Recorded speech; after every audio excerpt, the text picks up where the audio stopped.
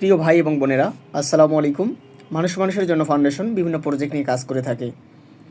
এগুলোতে প্রাথমিকভাবে নির্বাচিত হয়ে যখন ফাইনাল ফর্ম পূরণ করতে হয়, তখন নানা ধরনের সমস্যার সম্মুখীন হতে হয় এবং সঠিকভাবে ফর্ম পূরণ করতে না পারার কারণে অনেকের আবেদনটি বাতিল হয়ে যায়। তাই সঠিকভাবে ফর্ম পূরণের জন্য এই ভিডিওটি শেষ পর্যন্ত দেখুন। প্রথমত, আবেদনকারীর পূর্ণ নাম সার্টিফিকেট অনুযায়ী বাংলা এবং ইংরেজিতে লিখতে হবে। আবেদনকারীর পূর্ণ স্থায়ী ঠিকানা, যেখানে সে জন্মগ্রহণ করেছে এবং তার পরিবার যেখানে স্থায়ীভাবে বসবাস করে সেই ঠিকানা সঠিকভাবে লিখতে হবে। বিশেষ করে গ্রাম, ইউনিয়ন, উপজেলা এবং জেলা। আবেদনকারী বর্তমান ঠিকানা, বর্তমানে যেখানে অবস্থান করতেছে সেখানের ঠিকানাও সঠিকভাবে লিখতে হবে। যোগাযোগের যে ফোন নম্বর এবং ইমেল দেওয়া আছে, এটি হচ্ছে শিক্ষার্থীর সাথে সহজেই যোগাযোগ করা যায় এমন ফোন নম্বর এখানে উল্লেখ করতে হবে এবং ইমেলটিও উল্লেখ করতে হবে। বিশেষ করে আবেদনের সময় যে ইমেল এবং ফোন নম্বর দেওয়া হয়েছে সেটা দেওয়াই সবথেকে ভালো হবে। স্কুল অথবা কলেজের নাম ও ঠিকানা, শিক্ষার্থী যে স্কুল অথবা কলেজে পড়াশোনা করতেছে সেই কলেজ অথবা স্কুলের নাম লিখতে হবে এবং কলেজটি কোন উপজেলা এবং জেলায় অবস্থিত সেটি লিখতে হবে। অধ্যয়নরত শ্রেণী, শিক্ষার্থী যে শ্রেণীতে পড়াশোনা করতেছে সেই শ্রেণীর উল্লেখ করতে হবে। এর সর্বশেষ পরীক্ষায় ফলাফল, এটি সে সাম্প্রতিক যে পরীক্ষাটা নেওয়া হয় স্কুল বা কলেজে, সেখানে তার মেধাক্রম কত সেটা উল্লেখ করতে হবে উপরে এবং তার ফলাফলটি এখানে উল্লেখ করতে হবে। অভিভাবক যদি বাবা মা না হয়ে থাকে তাহলে শিক্ষার্থীর অভিভাবক যিনি, তার নাম এখানে উল্লেখ করতে হবে এবং তার সাথে সম্পর্ক কী, শিক্ষার্থীর সম্পর্ক কী সেটা উল্লেখ করতে হবে এবং তার পেশাটি উল্লেখ করতে হবে। স্কুল অথবা কলেজের বোর্ড রেজিস্ট্রেশন ফি, এটি অনেক শিক্ষার্থী ভুল করে থাকে। মূলত শিক্ষার্থীদের স্কুল অথবা কলেজের বোর্ড রেজিস্ট্রেশন ফি, অর্থাৎ সরকার কর্তৃক নির্ধারিত বা বোর্ড কর্তৃক নির্ধারিত যে ফি উল্লেখ করে থাকে সেটি এখানে উল্লেখ করতে হবে যে তার রেজিস্ট্রেশন ফি কত, অথবা স্কুলে ভর্তি ফি কত, স্কুলের ফর্ম ফিল আপ ফি কত, বা কলেজের ভর্তি ফি কত, ফর্ম ফিল আপ ফি কত। এটা হচ্ছে বোর্ড কর্তৃক নির্ধারিত যেটা, সেটা উল্লেখ করতে হবে। অতিরিক্ত এখানে উল্লেখ করা যাবে না। শিক্ষার্থীরা অন্য কোনো উৎস থেকে যদি বৃত্তি পেয়ে থাকে, যেমন ডাচ বাংলা ব্যাংক অথবা মেধাবৃত্তি, যদি কোথাও থেকে বৃত্তি পেয়ে থাকে বা কোনো ফাউন্ডেশন থেকে বৃত্তি পেয়ে থাকে, তাহলে সেই ফাউন্ডেশনের নাম এখানে উল্লেখ করতে হবে এবং কত টাকা বৃত্তি পায় সেটা উল্লেখ করতে হবে। এরপর শুধু ফাউন্ডেশনের জন্য ব্যবহারের জন্য যে ঘরটি আছে, এটা শুধু ফাউন্ডেশন ব্যবহার করবে, এখানে শিক্ষার্থীর কোনো কাজ নেই। শিক্ষার্থীর পূর্ণ নাম এবং স্বাক্ষরে লিখতে হবে নিচে এবং সংশ্লিষ্ট স্কুল অথবা কলেজের প্রধান এর নাম অথবা স্বাক্ষর উল্লেখ করতে হবে। সংশ্লিষ্ট স্কুল এবং কলেজের শিক্ষার্থী যদি নাম এবং স্বাক্ষর নিয়ে আসে কিন্তু সিলমোহর না দেয় বা সিল না নিয়ে আসে, তাহলে কিন্তু আবেদনটি বাতিল হয়ে যাবে। কোনো কারণে স্কুল প্রধান অথবা কলেজ প্রধান যদি না থাকেন, তাহলে তার অবর্তমানে যিনি দায়িত্ব পালন করবেন তার সিগনেচার এখানে নিতে হবে এবং তারিখটি উল্লেখ করতে হবে। সার্টিফিকেট অনুযায়ী এই পেজটি ভালোভাবে পূরণ করতে হবে। অন্য কোনো উৎস থেকে যদি বৃত্তি পেয়ে থাকে তাহলে সেটার বিবরণ লিখতে হবে, যে সে কোথা থেকে বৃত্তি পায়, কত টাকা করে বৃত্তি পায় সেটা উল্লেখ করতে হবে। আর অন্যান্য অর্থনৈতিক বিবরণ বলতে এখানে শিক্ষার্থী তার পরিবারের উপার্জনকারী কতজন, তার পরিবারের আয়ের উৎস কী এবং কী কী কাজে ব্যয় হয়, এটাই সেখানে উল্লেখ করতে হবে। কেন বৃত্তি দেওয়া প্রয়োজন, একজন শিক্ষার্থীর কেন বৃত্তি প্রয়োজন সেই বিষয়টি এখানে সুস্পষ্টভাবে উল্লেখ করতে হবে। আর স্কুল অথবা কলেজের শিক্ষকদের দুইজনের নাম এবং ফোন নাম্বার এখানে উল্লেখ করতে হবে। কোনো শিক্ষার্থী যদি স্কুলের হয়ে থাকে তাহলে সেই স্কুলের দুইজন শিক্ষকের নাম এবং ফোন নম্বর এখানে উল্লেখ করবেন এবং কলেজের শিক্ষার্থী হলে কলেজের শিক্ষকদের নাম নাম এবং ফোন নম্বর এখানে উল্লেখ করবেন। তবে এমন শিক্ষকদের নাম অবশ্যই উল্লেখ করতে হবে যদি ফাউন্ডেশন মনে করে তাদেরকে কল দিয়ে সেই শিক্ষার্থীর বিষয়ে কোনো খোঁজখবর নেবে, তাহলে সেই শিক্ষক যেন তাকে চেনে, শিক্ষার্থীকে চেনে, এমন শিক্ষকদের এখানে নাম উল্লেখ করা প্রয়োজন। তারপরে নিচের যে নির্দেশনাগুলো দেওয়া আছে এইগুলো অনুযায়ী এগুলো সেই ফর্মের সাথে ইনক্লুডেড করে তারপরে হচ্ছে পিডিএফ করে পাঠাতে হবে।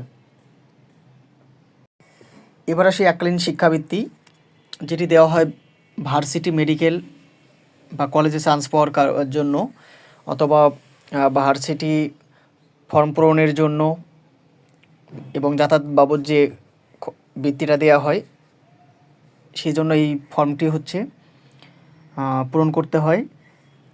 আগের মতো করে শিক্ষার্থীর সকল তথ্য এখানে অবশ্যই উল্লেখ করতে হবে। সার্টিফিকেট অনুযায়ী কোনো তথ্য মিথ্যা এখানে উল্লেখ করা যাবে না। এখানে শিক্ষার্থী কোন কলেজ বা ভার্সিটিতে পড়াশোনা করতেছে সেটা সঠিকভাবে লিখতে হবে এবং ঠিকানা আগের মতো করে লিখতে হবে। বর্তমানে যদি ভার্সিটিতে পড়াশোনা করে থাকে তাহলে সে কোন বিশ্ববিদ্যালয়ে চান্স পেয়েছে সেটি এখানে উল্লেখ করতে হবে, এবং কোন বিভাগে চান্স পেয়েছে সেটা এখানে উল্লেখ করতে হবে। তা সে কত সালে ভর্তি হয়েছে সেটা এখানে লিখতে হবে। বর্তমানে সে কোন বর্ষ বা কোন সেমিস্টারে পড়াশোনা করতেছে, মনে করেন যে আপনি প্রথম বর্ষ প্রথম সেমিস্টারে পড়াশোনা করতেছেন, তাহলে সেটা এখানে উল্লেখ করতে হবে। শ্রেণীতে সর্বশেষ যে পরীক্ষা হয়েছে সে পরীক্ষায় আপনার সর্বশেষ মেধাক্রম কত ছিল, যে আপনি মনে করেন যে আপনার এই ডিপার্টমেন্টে বা আপনার কলেজে 50 জন শিক্ষার্থী আছে, সেই শিক্ষার্থীর মধ্যে আপনি পরীক্ষা দিয়েছেন, পরীক্ষা দিয়ে আপনার অবস্থান যে আপনি তৃতীয় হয়েছেন, তাহলে আপনার মেধাক্রম এখানে তৃতীয় লিখতে হবে। অথবা যদি আপনি বিশ্ববিদ্যালয়ে চান্স পেয়ে থাকেন তাহলে আপনার বিশ্ববিদ্যালয়ে চান্স পাওয়ার পরে আপনার সেখানে মেধাক্রম কত ছিল সেটা এখানে উল্লেখ করতে হবে।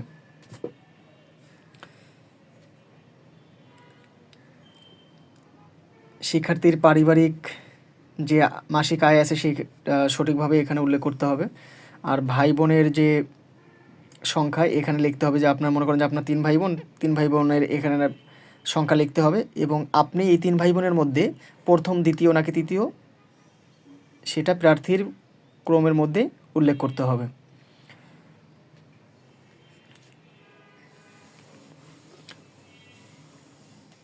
এরপর গুরুত্বপূর্ণ একটি বিষয়, শিক্ষার্থীর নাম এবং স্বাক্ষর অবশ্যই থাকতে হবে এবং তারিখ উল্লেখ করতে হবে। তারপর সংশ্লিষ্ট কলেজ অধ্যক্ষ বা ফাউন্ডেশন বা কোচিং পরিচালক এর নাম ও স্বাক্ষর এখানে সিলমোহর সহ উল্লেখ করতে হবে। এখানে আপনি যে কলেজে চান্স পেয়েছেন বা যে বিশ্ববিদ্যালয়ে চান্স পেয়েছেন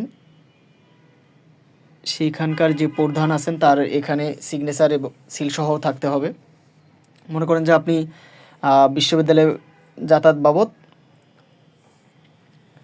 বা ফর্ম পূরণের জন্য বৃত্তির আবেদন করেছেন, এই জন্য আপনাকে হচ্ছে আপনি যে কোচিংয়ে পড়াশোনা করতেছেন সেখানের কোচিং প্রধানের এখানে সিল সহ স্বাক্ষর নিতে হবে। অথবা আপনি যদি কলেজের শিক্ষকের নিতে বা প্রধান শিক্ষকের নিতে পারেন তাহলে এখানে উল্লেখ তার নিতে পারবেন। আর যদি কলেজের শিক্ষক অথবা আপনার ফাউন্ডেশনের পরিচালক বা আপনি ফাউন্ডেশনে মানে কোনো কোচিংয়ে হচ্ছে আপনি ভর্তি হননি, তাহলে অবশ্যই যদি এই অপশনগুলো আপনার পক্ষে না যায় তাহলে আপনি কোনো প্রথম শ্রেণীর কর্মকর্তা বা বিশেষ ক্যাডার যারা আছেন তাদের যে কারো কাছ থেকে সিগনেচার সিল সহ নিলেই হয়ে যাবে। আর এখানে যাবতীয় তথ্য অবশ্যই সার্টিফিকেট অনুযায়ী পূরণ করতে হবে।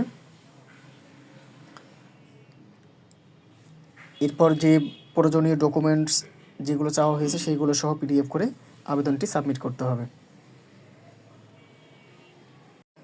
এবার আসি শিক্ষার্থীদের মাসিক বৃত্তির জন্য যে ফর্মটি পূরণ করতে হয়।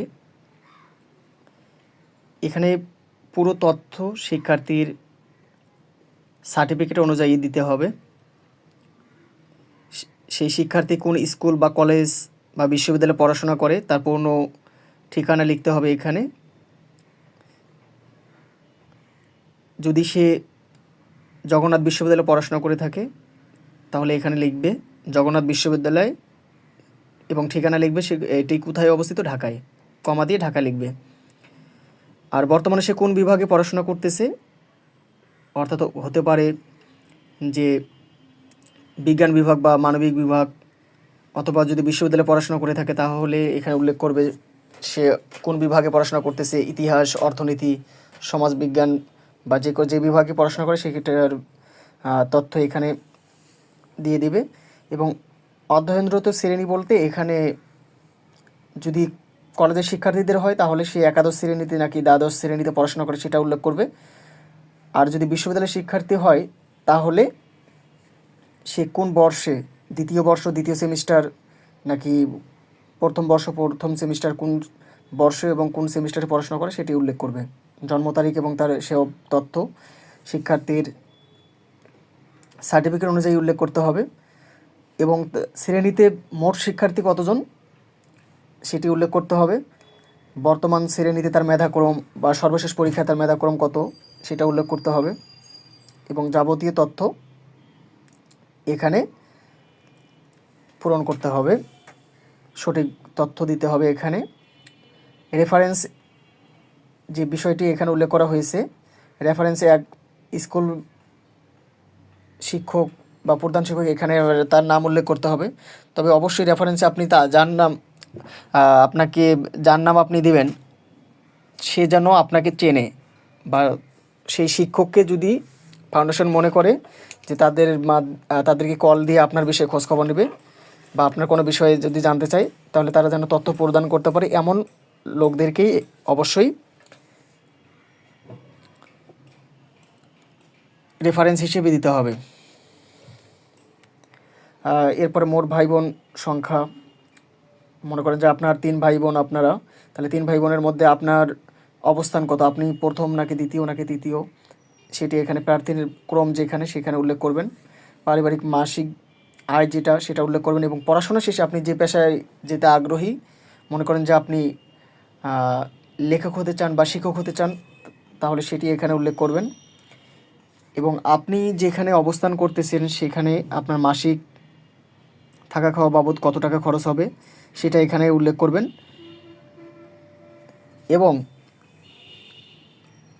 এটি 12 মাসে কত টাকা খরচ হবে সেটা পাশে লিখবেন।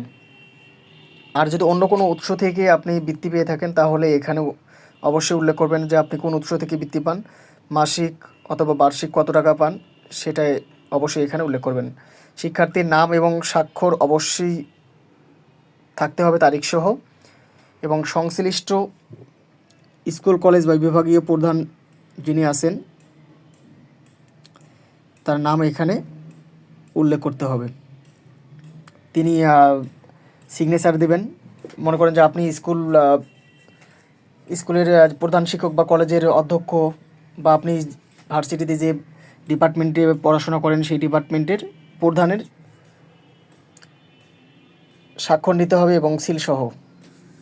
যদি কোনো কারণে আপনি স্বাক্ষর নিয়ে থাকেন কিন্তু সিল নেননি তাহলে আপনার আবেদনটি অবশ্যই বাতিল হিসেবে গণ্য হবে।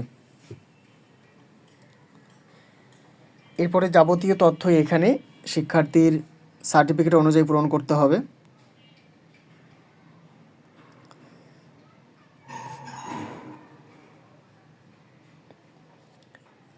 এবার আসি খুব গুরুত্বপূর্ণ একটি জায়গায়।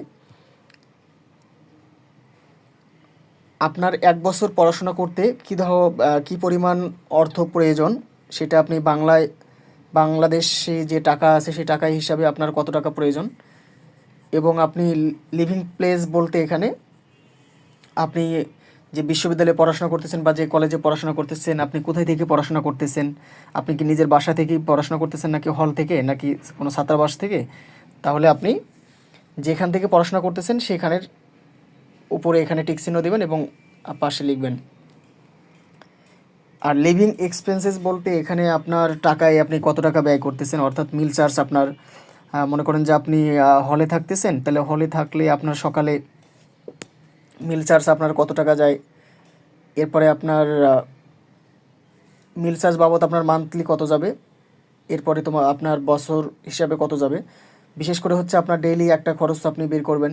তাহলে ব্রেকফাস্ট আপনার সকাল প্রত্যেক দিন কয় টাকা যায়, এরপরে আপনার সন্ধ্যায় ইভিনিং স্ন্যাক্স কত টাকা যায় ডেইলি, ট্রান্সপোর্ট ফি আপনার কত টাকা যায়, এই সম্পূর্ণ টাকাটা আপনি একদিনে যে হিসাবটা বের করবেন, একদিনের হিসাবটাকে আপনি হচ্ছে মান্থলি হিসাবে পরিণত করবেন।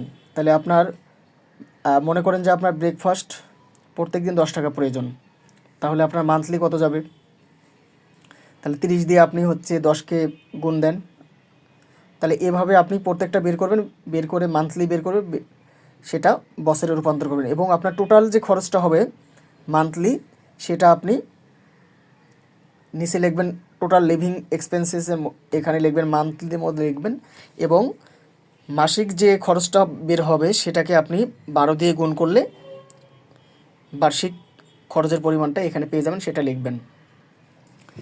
এরপরে একাডেমিক যে খরচ আছে বছর, আসলে ফার্স্ট টার্ম ফিস অর্থাৎ আপনার প্রথম বর্ষ প্রথম সেমিস্টারে আপনার কত টাকা খরচ দিতে পারে, বা সেকেন্ড সেমিস্টারে আপনার কত যেতে পারে, অর্থাৎ এক বছরের আপনি যেহেতু তথ্য দেবেন, আপনি যে বছরে বৃত্তিটা পাবেন সেই বছরের হিসাবটা এখানে উল্লেখ করবেন যে আপনার কত টাকা শিক্ষা বাবদ খরচ হবে। এরপরে বই কেনা বা অন্যান্য বিষয়ে আপনার কত টাকা খরচ হবে বছরে, সেটা এখানে উল্লেখ করবেন। এরপরে আপনি যে নিজের থাকা খাওয়ার যে খরচটা উল্লেখ করলেন সেখানে, এবং এখানে আপনার একাডেমিক খরচ কত যেটা বের হলো সেটা উল্লেখ করলেন, বইয়ের জন্য খরচটা উল্লেখ করলেন। সব বিষয় মিলে এখন আপনার যে টোটাল ইয়ারলি এক্সপেন্স এটা কত আসে সেটা আপনি উল্লেখ করবেন, যে মিনিমাম আপনার সর্বনিম্ন কত টাকা খরচ হবে বছরে সেটা উল্লেখ করবেন, এবং সর্বোচ্চ আপনার কত টাকা খরচ হবে সেটা ম্যাক্সিমামে উল্লেখ করবেন। এরপরে any further comment by the candidate, অর্থাৎ এখানে অনেক শিক্ষার্থী ক্ষেত্রে থাকে যে অনেক আত্মীয় স্বজন তাদেরকে সহযোগিতা করে তাদের পড়াশোনার ক্ষেত্রে।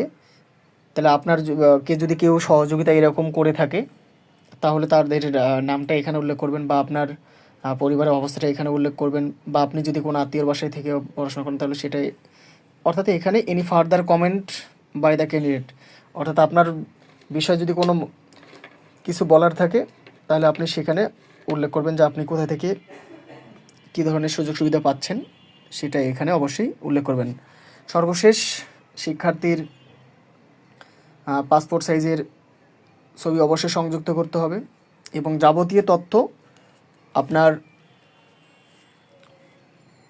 সার্টিফিকেট অনুযায়ী এবং সত্য তথ্য এখানে প্রদান করতে হবে। কোনো কারণে যদি ফাউন্ডেশন মনে করে যে আপনার এই তথ্যগুলো মিথ্যা, কোনো একটা তথ্য মিথ্যা পেলে ফাউন্ডেশন আপনাকে বৃত্তি দেওয়া থেকে বঞ্চিত করবে।